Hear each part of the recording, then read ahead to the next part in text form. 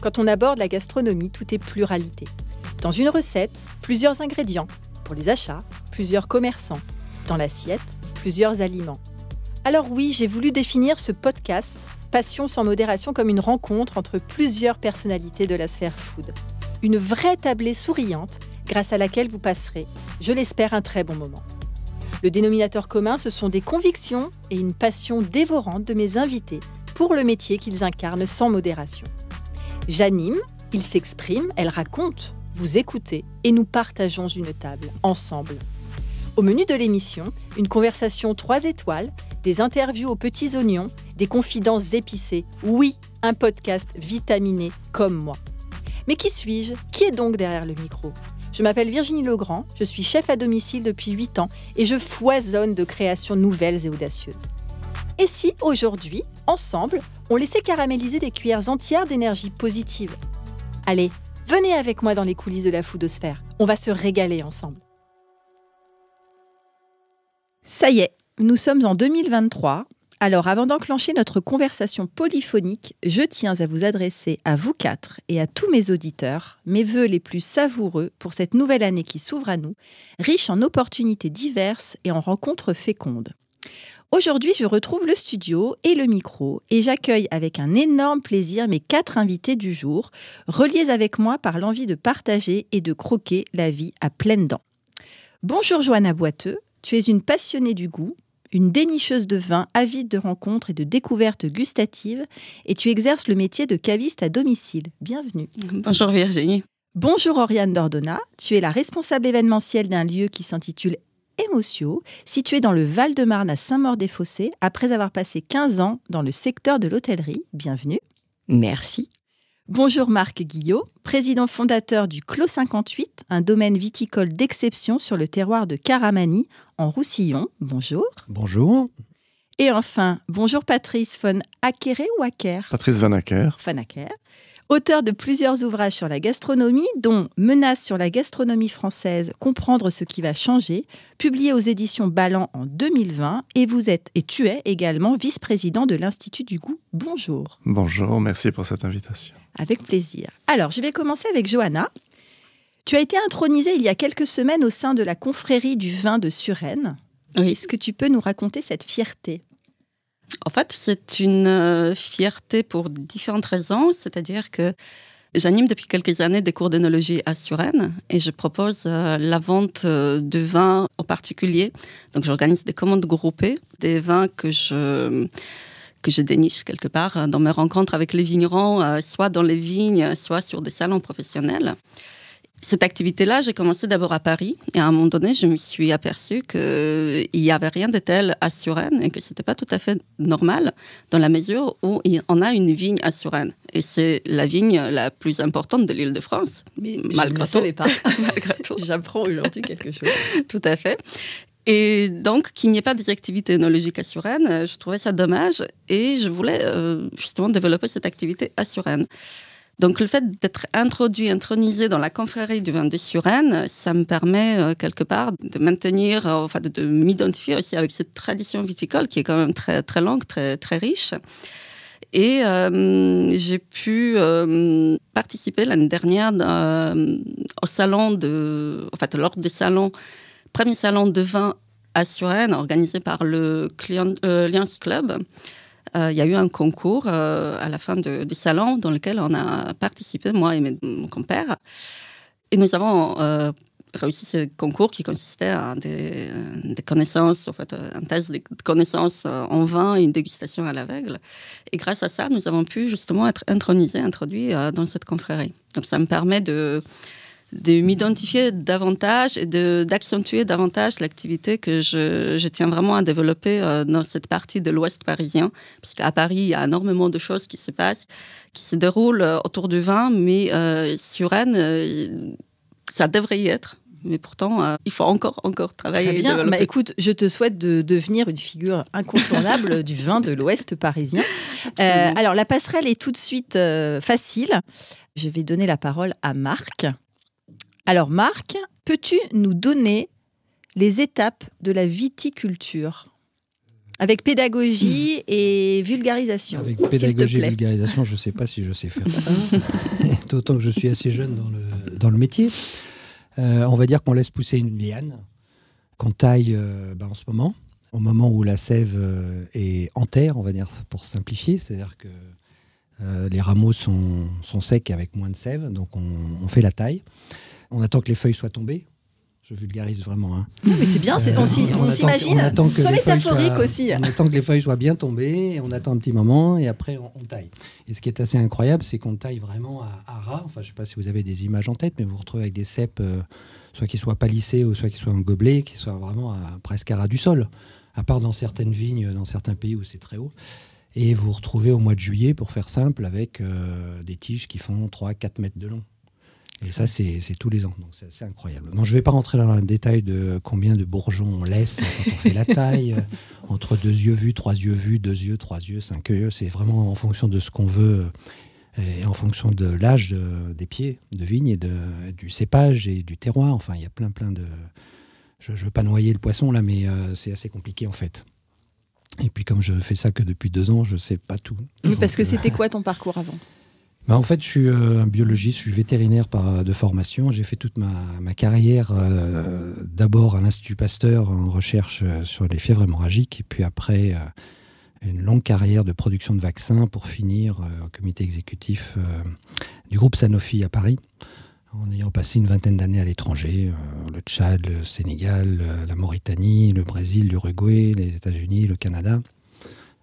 Voilà, d'où notre histoire, puisqu'on a créé cette société avec la marque Clos 58, parce que les associés sont nés en 1958, donc on est de jeunes entrepreneurs, et on s'est connus au Tchad en 1984. Moi, je m'occupais de l'Institut Pasteur des fièvres hémorragiques à l'époque, et on est resté une bande de copains, tous nés en 1958 de l'époque. On a fêté nos anniversaires tous les 5 ans dans différents pays du monde, puisqu'on a tous eu des carrières internationales après. Et dans la bande, il y a donc Gilles qui habite à Cassagne, dans les Pyrénées-Orientales, 66 720, qui a repris... il y a plusieurs Cassagnes en France, il ne faut pas se tromper. Attention. Surtout si vous mettez votre GPS, parce que vous vous retrouvez... Parce que tu nous invites déjà d'office à venir et à mettre cette adresse dans le GPS. Nous, on vient. 66 720. Non, c'est une très très belle région. Et donc Gilles a repris les terres de ses parents. Et c'est la 6e génération de vignerons à Cassagne. Et donc on est dans la transmission des savoir-faire. Et on a eu cette idée, on se disait quand on sera à la retraite, on créerait une société ensemble pour exploiter certaines parcelles, des vieilles parcelles de vignes de Carignan et de Syrah, et d'essayer de faire du vin avec. Sachant que Gilles, ses parents, ses grands-parents livraient le raisin en coopérative, comme ça se fait beaucoup dans ces régions-là. Donc voilà, l'aventure a commencé en décembre 2018. On a fait nos premières vendanges en 2019 et notre premier millésime en 2019. Et voilà, on en est là. Alors j'ai complètement dévié, je n'ai pas répondu là. Ah non, mais c'est pas grave, tu es libre. Aux lianes de 3 mètres. Alors on ne taille pas, enfin quelquefois on peut raccourcir un peu, mais en fait le feuillage protège les raisins du soleil.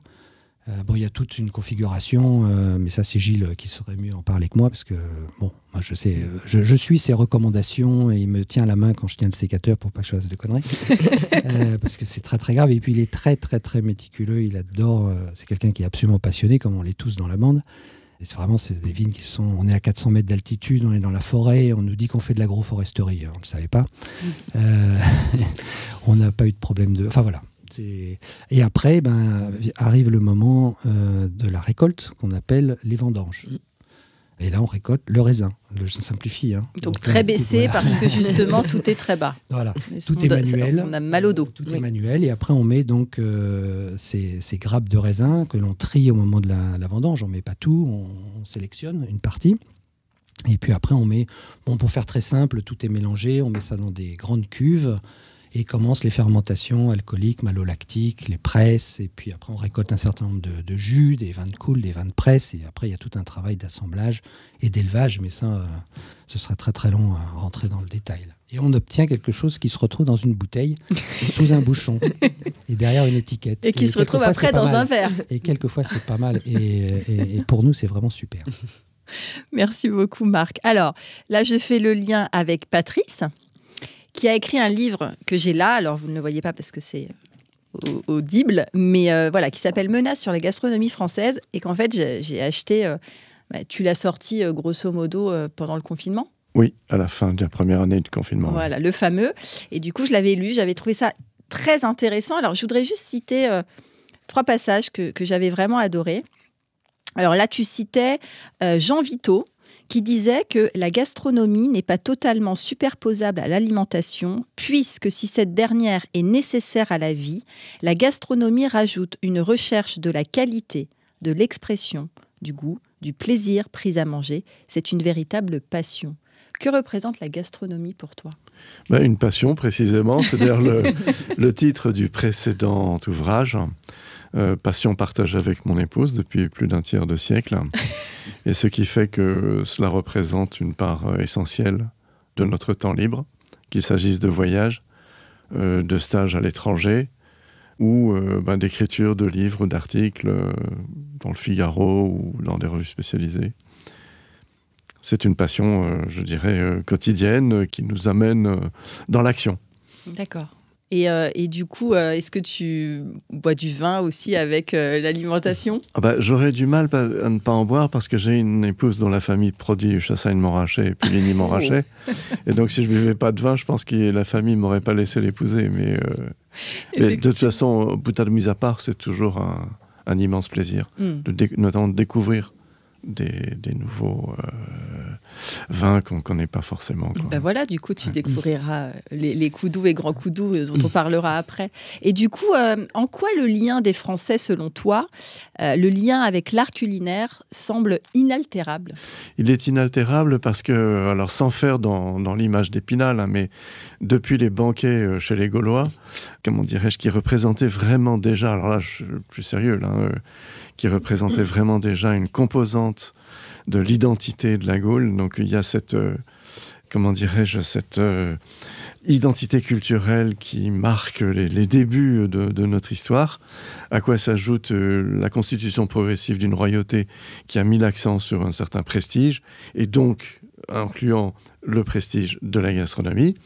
Et d'une manière générale, les Français sont un petit peu uniques au monde dans le sens où rien ne se passe sans un déjeuner.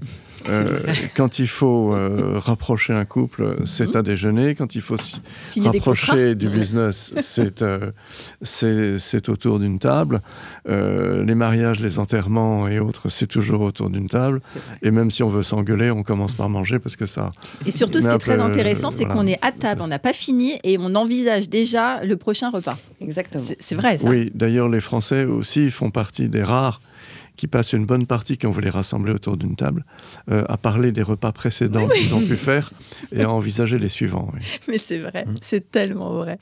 Et du coup, je voulais donner du coup un autre passage qui, moi, me parle énormément parce que j'attribue à la créativité un rôle fondamental dans la cuisine. Et j'ai adoré que tu écrives: le développement de la créativité constitue un levier puissant de pérennisation de la primauté de la gastronomie française. Et plus loin, il faut donc encourager les chefs à se donner les moyens d'avoir du temps libre pour réfléchir. Il faut qu'ils puissent trouver le temps de l'émotion, le temps d'exercer la subjectivité, de prendre des risques et de se convaincre que d'autres manières de faire sont possibles.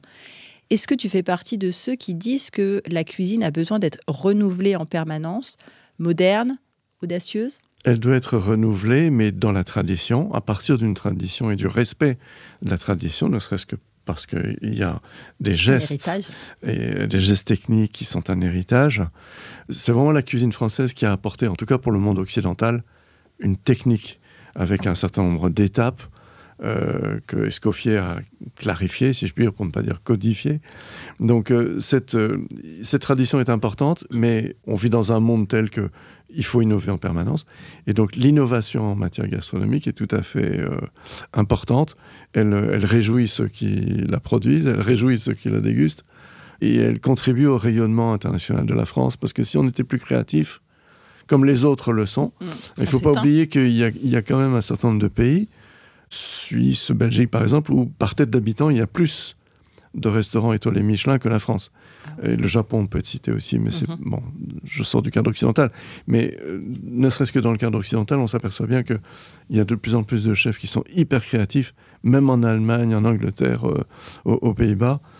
J'ai encore été il y a quelques jours dans un des meilleurs restaurants des Pays-Bas, avec des prix très raisonnables, étoilés Michelin. Ça a été un festival, un service en 8 plats, et à chaque fois, c'était hyper créatif. Qu'est-ce que tu as mangé, par exemple ?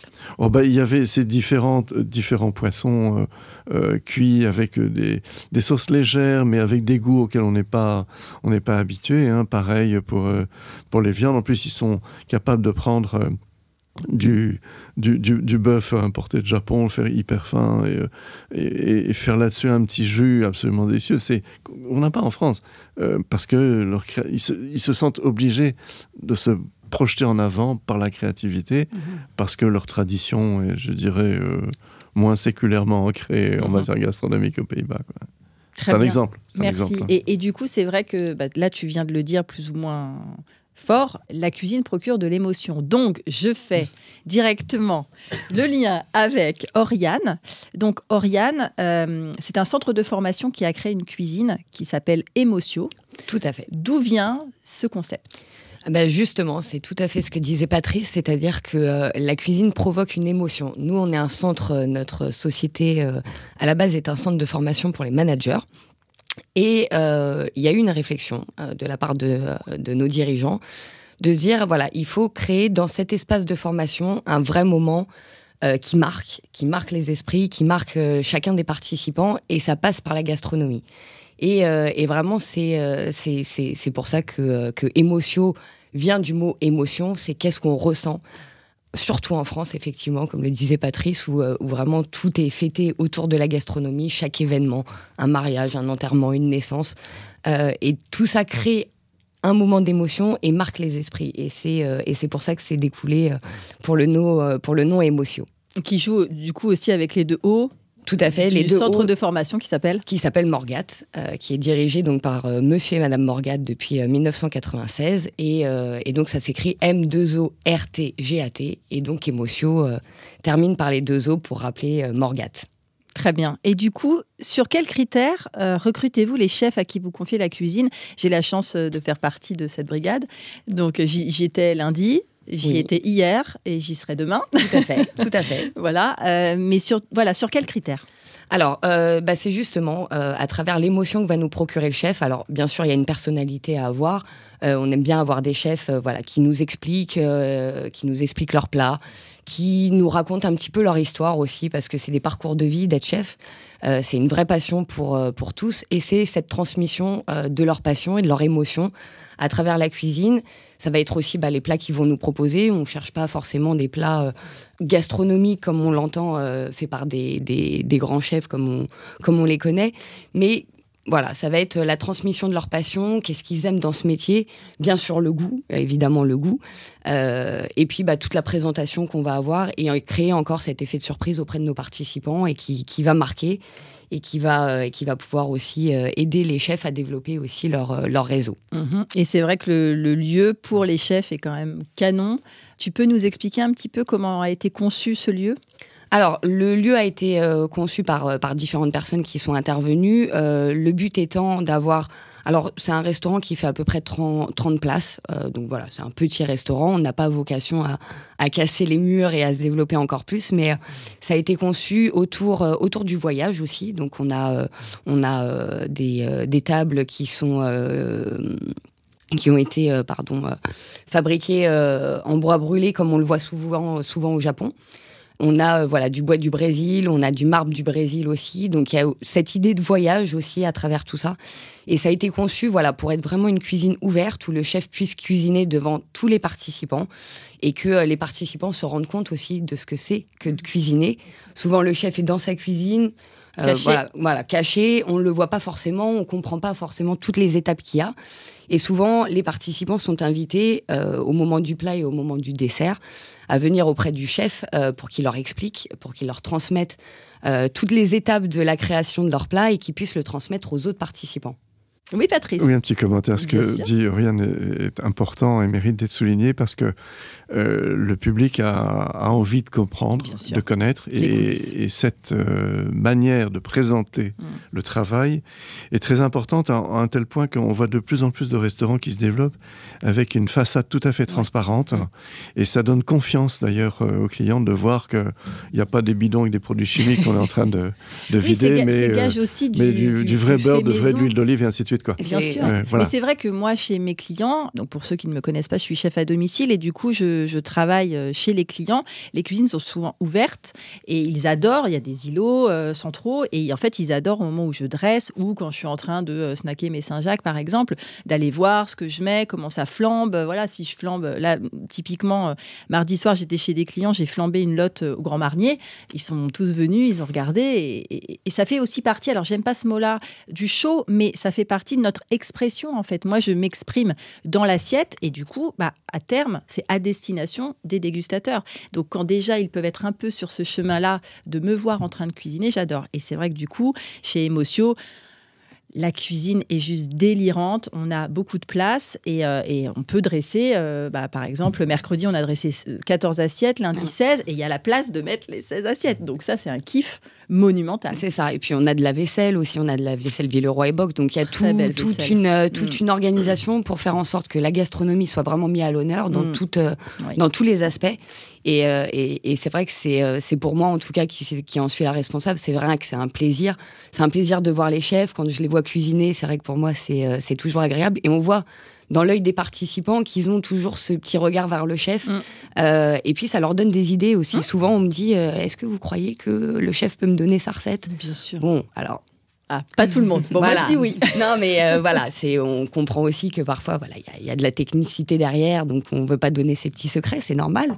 Mais voilà, on voit qu'il y a vraiment une création qui se fait à ce moment-là. Il y a une symbiose entre tout le monde. Une vraie interaction et c'est un dialogue, en fait. Moi, je pars toujours du principe que la cuisine, la dégustation, la gastronomie, c'est le dialogue avec celui qui crée. Alors, moi, je suis qu'une transformatrice, je le dis toujours. Je ne crée pas parce que c'est les artisans, les agriculteurs et tous les producteurs qui me donnent la nourriture, mais après je transforme et je transmets et quand on déguste et que les gens disent que c'est bon, là voilà, tout est gagné. Et ce qui est intéressant aussi, c'est de voir entre chaque chef comment un produit peut être travaillé de manière totalement différente. Effectivement, la Saint-Jacques, on peut en faire beaucoup, on peut avoir des carpaccio, on peut les snacker, on peut les flamber, et de voir aussi que chacun a ses propres idées et que le goût n'est jamais le même, c'est toujours un plaisir en tout cas. La cuisine est très subjective, de toute façon.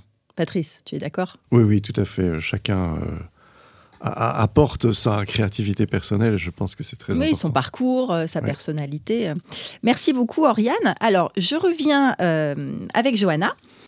J'aimerais savoir sur quels critères tu sélectionnes les domaines que tu valorises dans tes ateliers de dégustation. Alors, les critères principaux, en fait, je vais retrouver un peu ce que vous avez dit tout à l'heure à propos de la cuisine, parce qu'il y a beaucoup de parallèles, de passerelles entre le vin et la gastronomie.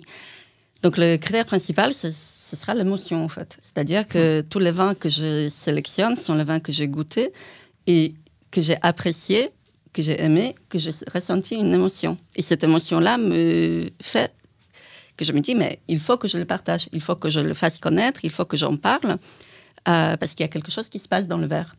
Donc, et comme tu disais tout à l'heure à propos de la nourriture, qu'un Saint-Jacques, on peut le cuisiner à différentes manières, on retrouve des goûts différents, c'est exactement la même chose avec le vin. On va prendre un cépage, même dans la même région, on va le décliner via le travail des différents vignerons. À chaque fois, on va retrouver un vin différent. Et même chez le même vigneron, en fonction des millésimes, en fonction de cuvées, à chaque fois, on retrouve des goûts différents, des sensations différentes. Et là, bien évidemment, c'est comme pour la cuisine aussi, c'est le dégustateur qui en fait une analyse différente. Donc, on va avoir une subjectivité à chaque fois. Donc, bien évidemment, ce qui, moi, me plaît beaucoup ne va pas forcément plaire aux autres. Mais l'idée est quand même de transmettre ce que j'ai ressenti, les coups de cœur que j'ai eus.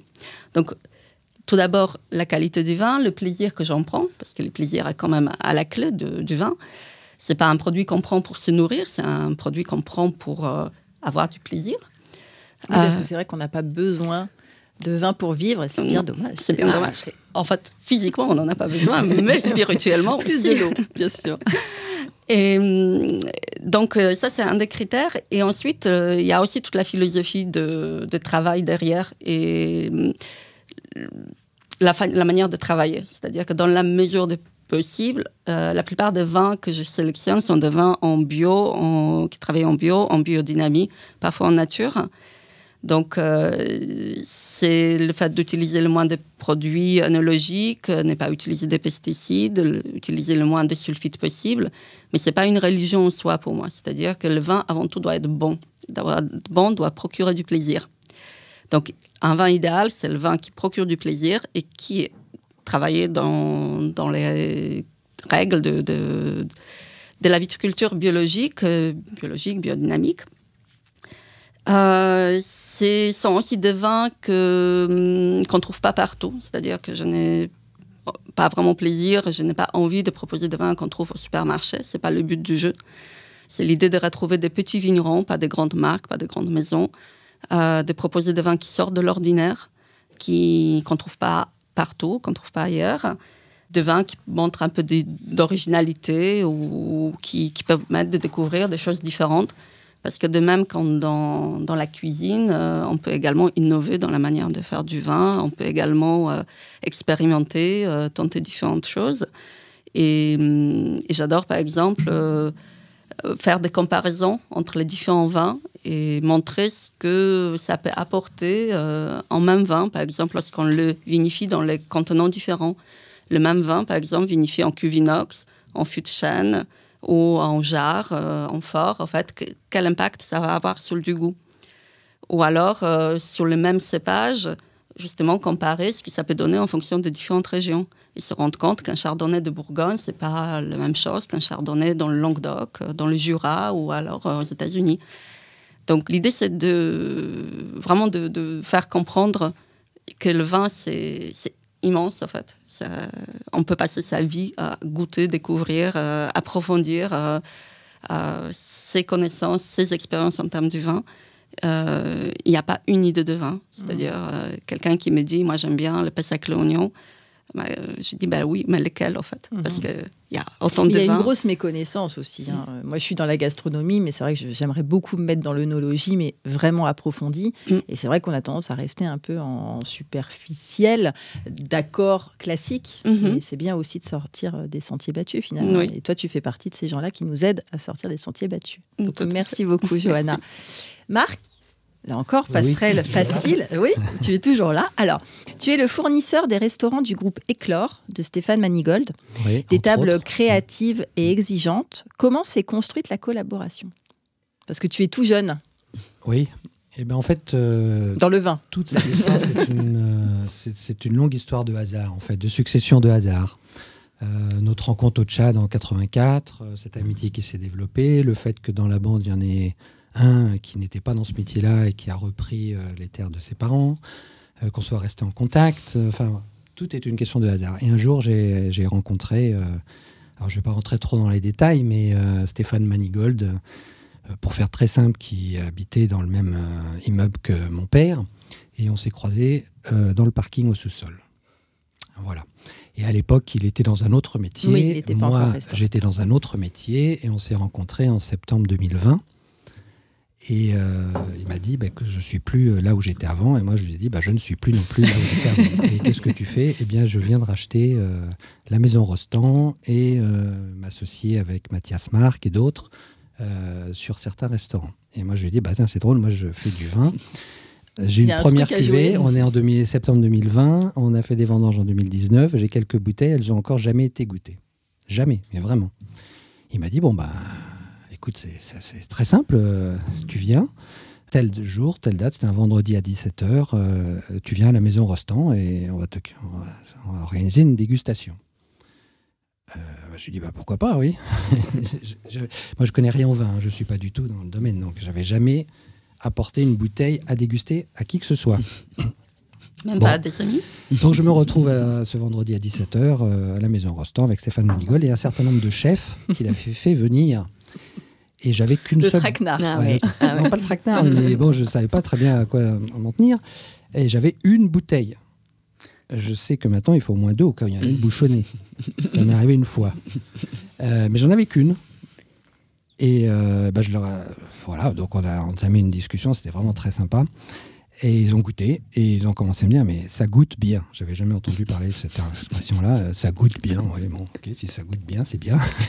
Ça vous plaît Et puis chacun est parti dans des descriptions que moi je ne suis pas capable de faire. Hein. Je pense que beaucoup de choses ont été dites là dans ce qu'on vient d'entendre. C'est toute une question d'émotion, et les émotions elles peuvent se partager, mais elles sont d'abord personnelles. Alors je vais vous raconter que ça a des... Alors maintenant je retiens, j'ai entendu tellement de descriptions. C'est très sur le fruit rouge, compoté le fruit rouge. Hein. Et puis il y a un petit côté groseille à maquereau. Qui se souvient de ce que c'est que groseille à maquereau? Et puis il y a un petit côté poivre et chocolaté poivre. Mais c'est le poivre des hauts plateaux de Madagascar. Je trouve ça génial parce qu'en fait, on est dans ce que vous avez dit avant, les émotions qui sont purement personnelles. Donc moi, je décris jamais un vin à d'autres. Et d'ailleurs, j'ai bien appris parce que j'ai fait pas mal de dégustations avec des grands chefs, que ce soit avec Philippe Forbrac. Enfin, on est dans des très très belles tables aujourd'hui.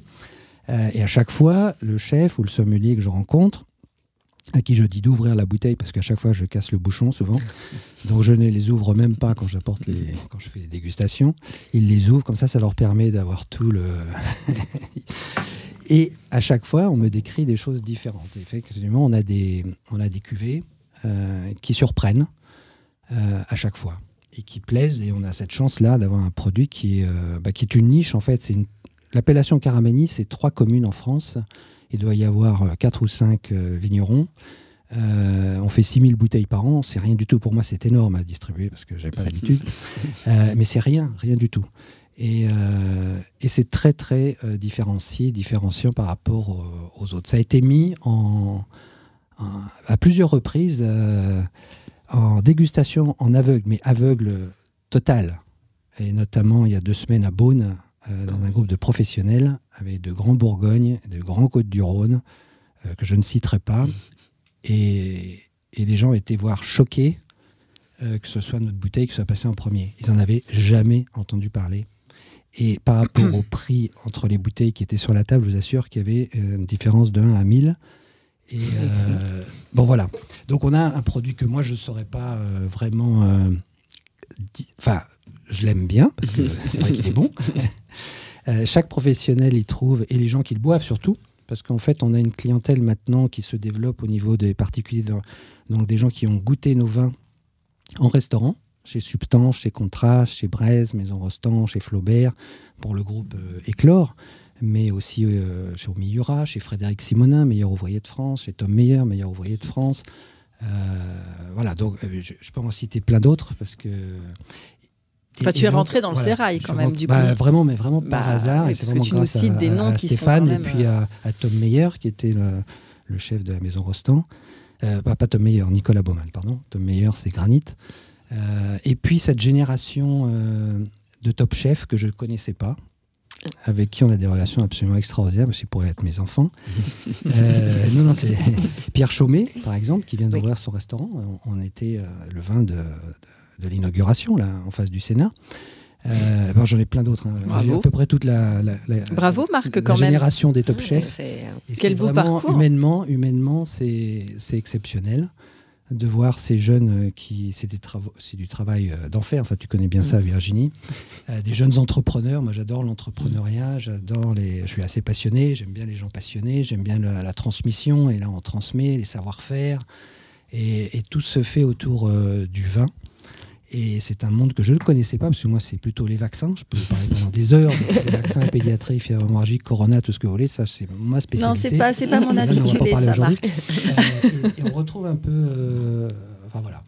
Et le côté humain, on a sélectionné, par exemple, les producteurs de bouchons avec la famille Trescaz, nos étiquettes, sa famille Faraille. En fait, j'ai appliqué des méthodes de sélection que moi, j'appliquais dans ce Big Pharma, comme on dit. Et c'est passionnant. C'est vraiment passionnant, et c'est le début de ma retraite, et c'est pas mal.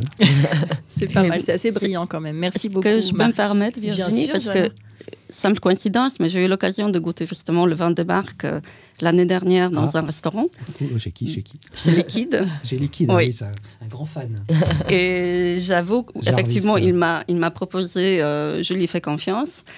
Et quand je vous ai parlé de l'émotion ressentie lorsqu'on goûte un vin, c'était vraiment l'un de ces moments-là, l'un de grands moments de dégustation pour moi. C'était un vin que j'ai adoré. En plus, j'ai demandé au sommelier de nous le carafer, mais uniquement la moitié. Donc, du coup, j'ai pu... Tu as vu la différence? Oui, tout à fait. J'ai demandé 2 verres différents, goûter le vin non carafé, le vin carafé, et comment il s'est développé au fur et à mesure. C'est un vin qui accompagnait un pigeon, et c'était un accord absolument parfait. Ouais.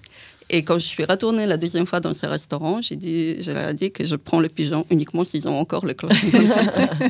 Eh bien, ils en ont régulièrement, parce que c'est un grand fan, mais effectivement, c'est très intéressant et c'est un produit vivant. Enfin, on est dans la gastronomie, comme vous dites, hein. Et il y a déjà des différences entre les vins. Enfin, on a quelques centaines de fromages en France, mais on a des milliers de vins. Et le fait de le servir, de le boire tout de suite, par exemple, à l'ouverture, dans son verre, ou un quart d'heure après, ou carafé, c'est totalement différent. Et surtout avec... Alors, je ne sais pas si c'est avec tous les vins, mais enfin, avec nos 3 cuvées, c'est vraiment des expériences d'après les professionnels. C'est très, très différent. Oui. Et c'est absolument incroyable. Et ce sera encore différent si on le goûtait avant de manger. C'est différent lorsqu'on goûte une fois qu'on a déjà mangé quelque chose. Les papilles ont totalement travaillé déjà. C'est quand même un peu la même chose avec d'autres vins. Mais en tout cas, avec le nôtre, ça marche vraiment très, très bien. Alors, justement, Patrice, tu es vice-président de l'Institut du goût. Parce que là, on parle depuis tout à l'heure de goût, d'émotion, de dégustation. Quelles sont les missions de l'Institut du goût ? L'Institut du goût a pour mission de contribuer au développement du goût dans la population, en commençant par les jeunes. Jacques Puiset, j'ai l'honneur de succéder à Jacques Puiset comme vice-président, avait mis en place dans les années 1970 des classes du goût. Il avait convaincu l'autorité de l'éducation nationale de l'époque et ça se passait très bien. Aujourd'hui, on rame pour essayer de revenir parce qu'il y a un moment donné où tel ministre n'a pas souhaité continuer. Donc aujourd'hui, on rame. Et je pense que notre mission est importante parce que quand vous dites à un enfant de 10, 12, 14 ans que s'il se gave de Big Mac et autres, il aura du diabète à 50 ans, du cholestérol à 55 et bien d'autres problèmes vers 60 ans, ça ne l'intéresse pas. En clair, il s'en fout. C'est ça. Alors que si vous l'amenez à déguster des produits naturels, ça peut être tout bête, ça peut être le goût d'une vraie pomme, ça peut être le goût d'un melon, ça peut être le goût d'un vrai poulet. Je ne parle pas du poulet de cage à 2 € le kilo. Bon.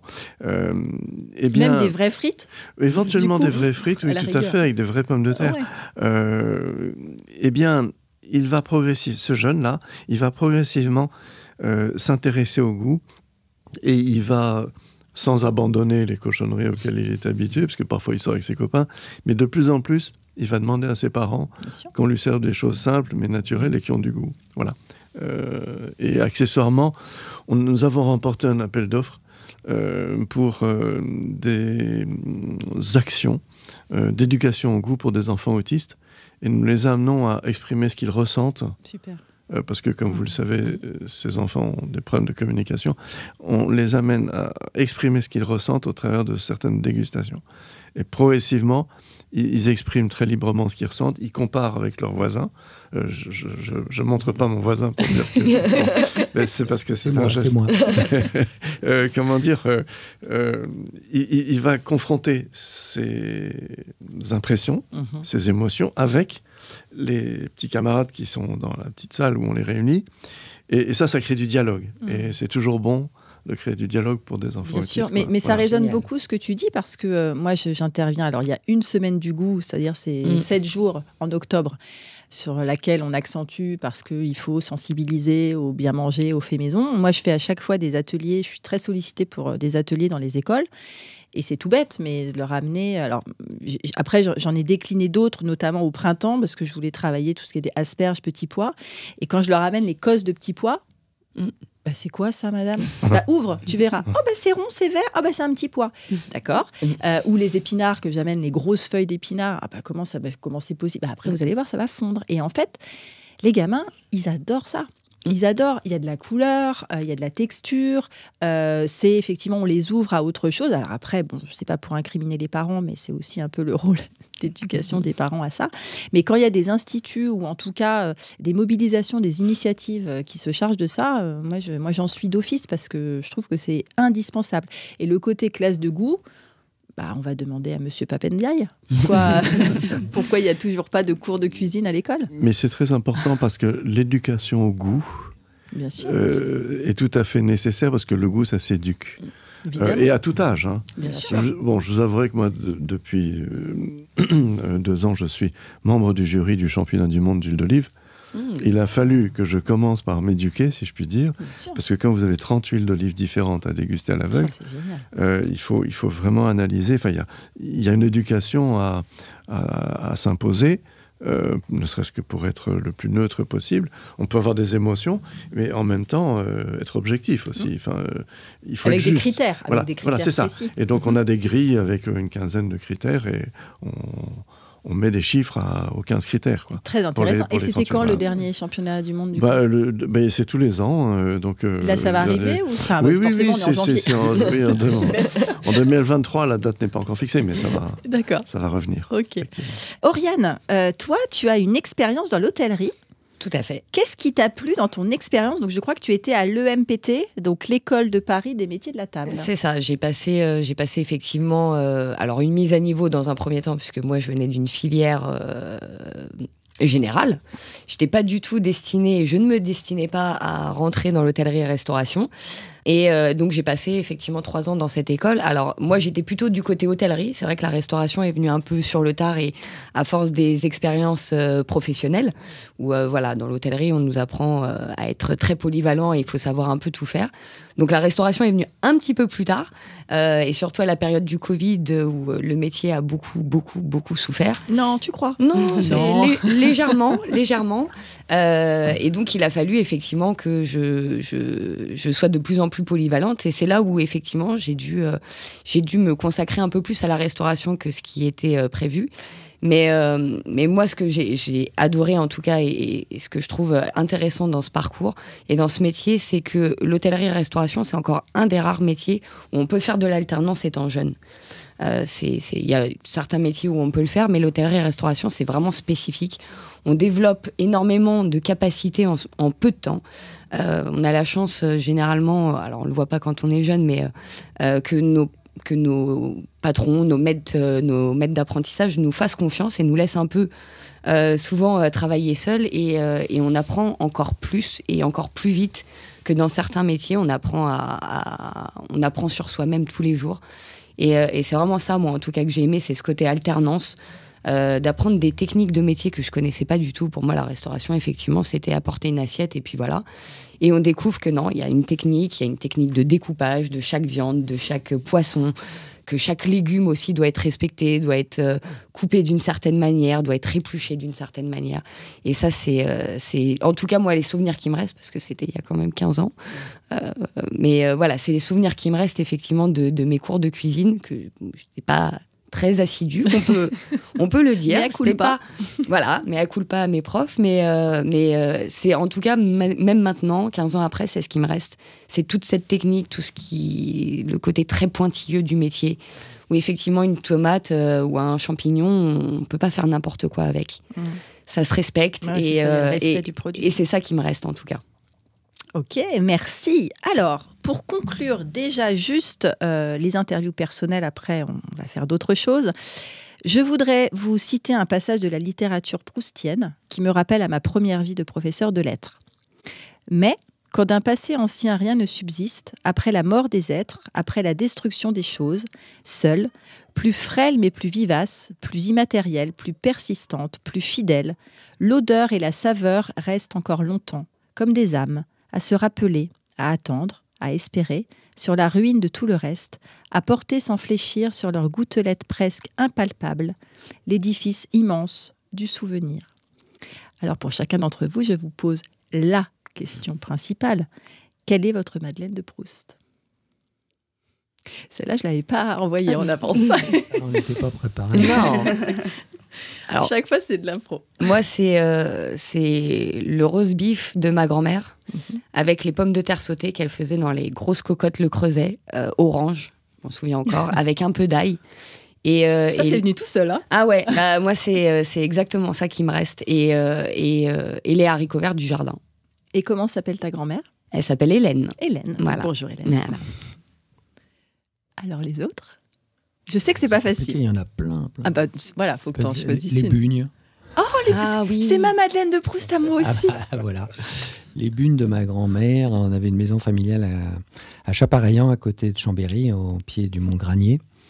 Et je me rappelle des bugnes à Pâques. Voilà, c'est la première image. Mais j'en ai plein d'autres sinon. Mais là, en écoutant la question sans être préparé, c'est la première image qui m'est venue. Donc c'est la vraie Madeleine de Proust. Patrice? Bah, moi aussi, j'ai eu la chance d'avoir une grand-mère qui cuisinait énormément. Et elle faisait un gigot de 7 heures qui se mangeait à la petite cuillère et en tout cas qui dégageait une odeur, un parfum extraordinaire. Parce qu'en plus, elle mettait beaucoup de choses, disons. Et rien que quand la porte du four s'ouvrait, c'était un vrai bonheur et ça me reste encore. On sent l'émotion là. Johanna? Pas facile, en effet. Je pense en premier lieu à la carpe en gelée. D'accord. La carpe en gelée, qui est un plat traditionnel en Pologne, parce que je suis polonaise, qui est donc un plat de Noël, qui n'est pas fait dans toutes les familles, toutes les régions, mais en tout cas dans ma famille, ça a été depuis toujours. Et donc c'est lié à une tradition familiale, tradition de Noël, qui est une tradition forte, émotionnellement parlant, indépendamment du côté religieux ou pas religieux. C'est un moment qui est attaché à la notion de la famille, au fait de se réunir ensemble.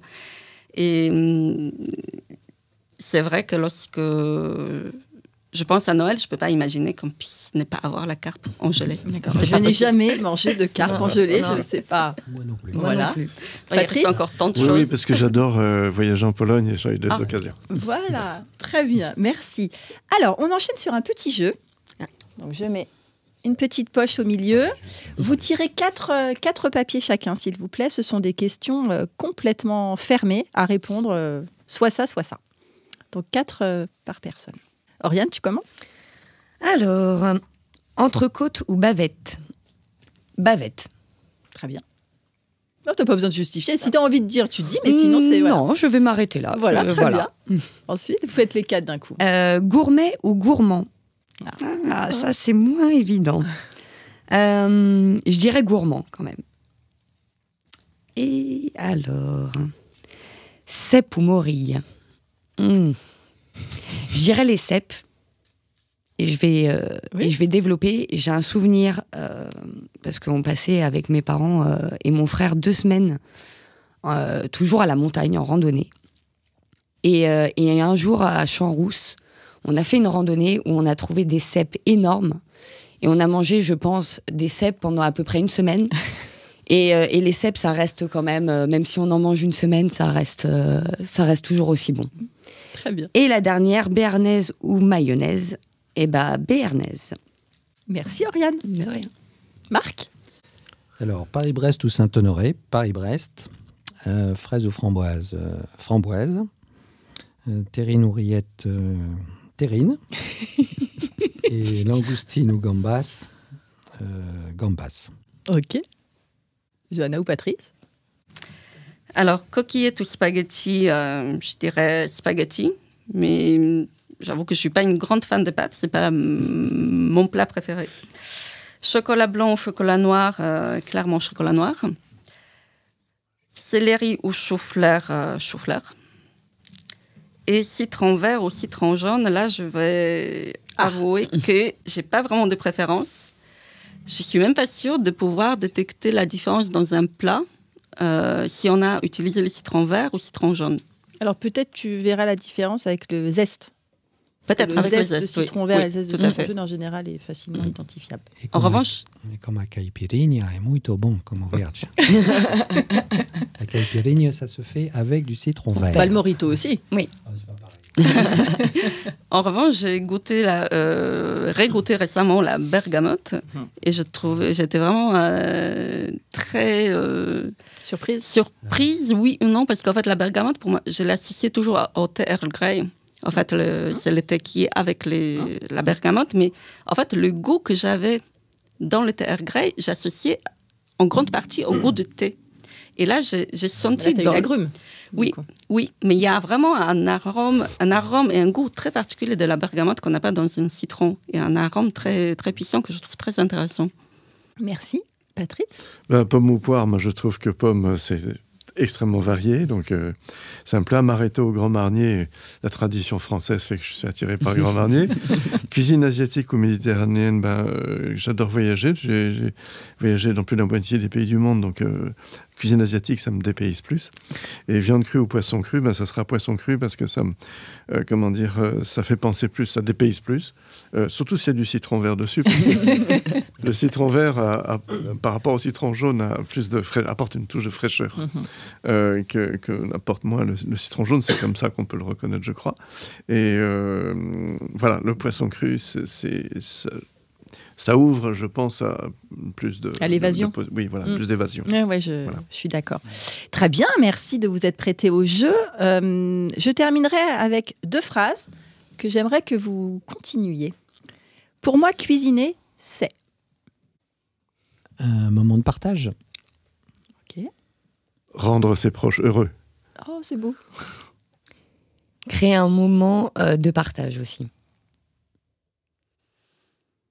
Expérimenter et se laisser aller à l'improvisation. Oh, j'adore. Oh là là. On prend des risques. Toujours. Alors, donc, moi, je suis Virginie Legrand. J'ai créé donc mon entreprise qui s'appelle Communique Passion. J'ai écrit un livre qui s'appelle Mes recettes passion. Le podcast s'appelle Passion sans modération, donc le dénominateur commun est clair. J'aimerais que vous répondiez à cette question. Comment définissez-vous la passion ? Une énergie débridée. Une attraction très forte et une volonté de la partager. Une sensation qui vient des tripes. J'allais dire justement quelque chose qui vous prend en tripes, qui ne vous laisse pas tranquille. Quelque chose qui fait que vous n'arrêtez pas d'y penser matin, midi et soir, au réveil, au coucher. Vous êtes toujours là. Alors, ce qui est assez dingue, c'est qu'on en est au 7e épisode, qu'à chaque fois, je pose la même question qui est la question finale, et qu'à chaque fois, je me rends compte que j'ai réussi à trouver des gens autour de cette table qui sont passionnés. Parce que votre définition montre que vous êtes animés et vous êtes sensibles à tout ça, donc je le suis tout autant. Alors, à chaque épisode de mon podcast, il y a toujours un dénominateur commun entre mes invités. Ici, sans conteste, l'ingrédient phare fut l'émotion. Des mets créés avec subjectivité, des coups de cœur gustatifs, des expressions d'une envie et d'une personnalité, la multiplication des expériences sensorielles, en tout cas des émotions humaines à partager. Merci à tous pour cette petite heure précieuse. Merci Johanna. Merci Virginie. Merci Oriane. Merci Virginie. Merci Patrice. Merci Virginie. Merci Marc. Merci. Et rendez-vous très vite pour un prochain épisode. Ça y est, notre rencontre prend fin. Merci à tous mes invités d'avoir accepté mon invitation et d'avoir joué le jeu de la sincérité et de l'authenticité. Merci à vous d'avoir suivi nos échanges. J'espère que ce podcast, Passion sans modération, a nourri votre curiosité et qu'il vous a donné faim. J'ai aimé, en effet, mettre en lumière toutes les personnalités qui contribuent à faire de l'alimentation et de la gastronomie une pierre angulaire de notre beau pays et de notre art de vivre. Alors, on se donne rendez-vous au prochain épisode ? Pour prolonger l'expérience gourmande, retrouvez moi et mon univers sur mon site communique-passion.fr. Créons-nous prochainement un rendez-vous dans votre cuisine pour un menu qui nous ressemble à l'occasion d'un événement qui vous rassemble. Vive le fait maison et vive la passion!